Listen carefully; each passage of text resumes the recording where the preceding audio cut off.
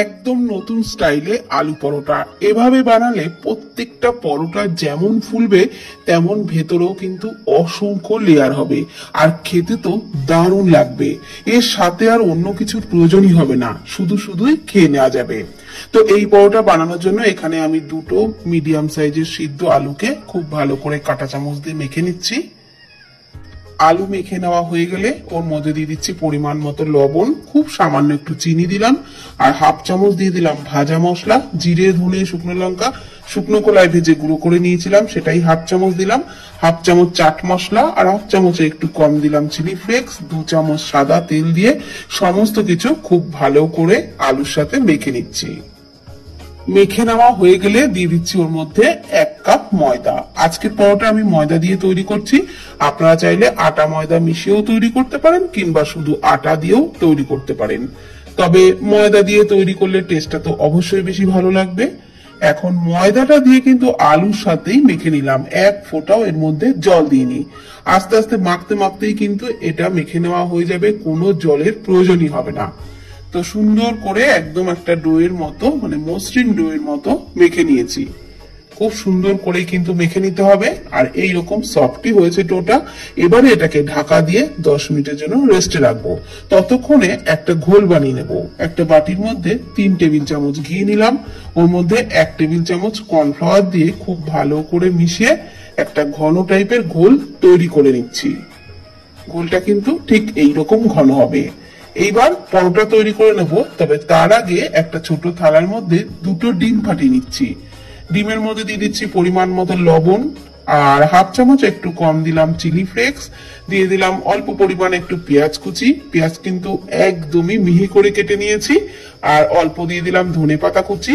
সমস্ত কিছু ডিমের সাথে খুব ভালো করে ফেটিয়ে নিচ্ছি। আপনারা হেলদি ভাবে তৈরি করতে চাইলে এর মধ্যে একটু গ্রেট করা গাজর, একদম মিহি করে কেটে নেওয়া ক্যাপসিকামও দিতে পারেন, তবে আজকে আমি আর ওইসব সবজি দিলাম না, এগুলো দিয়েই তৈরি করছি। এদিকে 10 মিনিট পর ময়দাটাকে আবারও একটু ভালো করে মেখে নিলাম, তারপর ওর থেকে লেচি কেটে নিচ্ছি।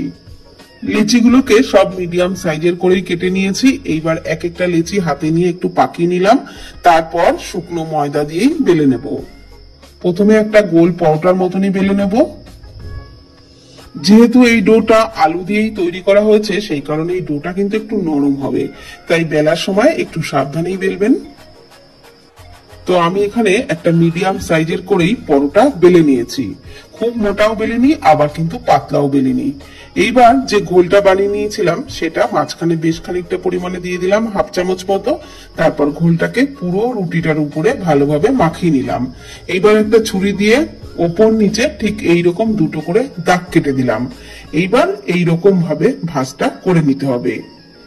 ভালো করে লক্ষ্য করলেই কিন্তু পারবেন, একদমই সহজ। এইভাবে ভাঁজটা করে নিলে পরোটার মধ্যে কিন্তু অনেক লেয়ার হবে।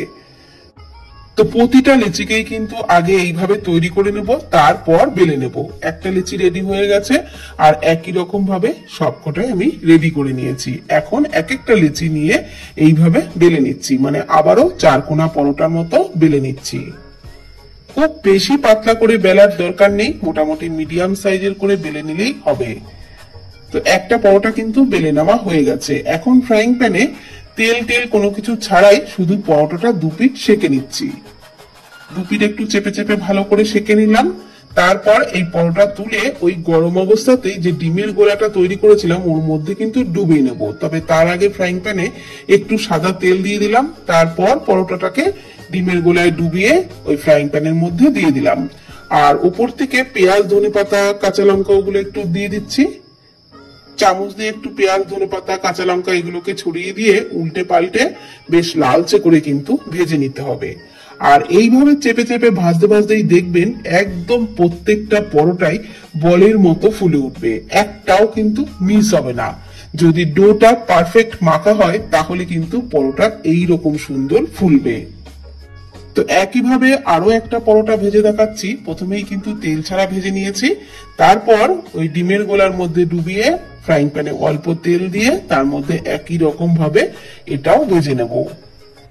আর বন্ধুরা, আলু পরোটা আমি এর আগেও অনেক শেয়ার করেছি, কিন্তু এইভাবে আলু পরোটা কিন্তু কখনোই শেয়ার করিনি।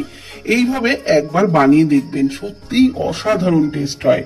একবার বানিয়ে খেলে বারবার বানাবেন, এতটাই কিন্তু টেস্টি হয়। আর সবচেয়ে মজার কথা, সাথে কোনো তরকারির প্রয়োজনই হয় না, এটা শুধুই খেতে দুর্দান্ত লাগে। তেমন কিন্তু কম সময়ে তৈরিও করা যায়। তাহলে আমি তো বলবো আজকের আলু পরোটাই হচ্ছে সব থেকে বেস্ট আলু পরোটা।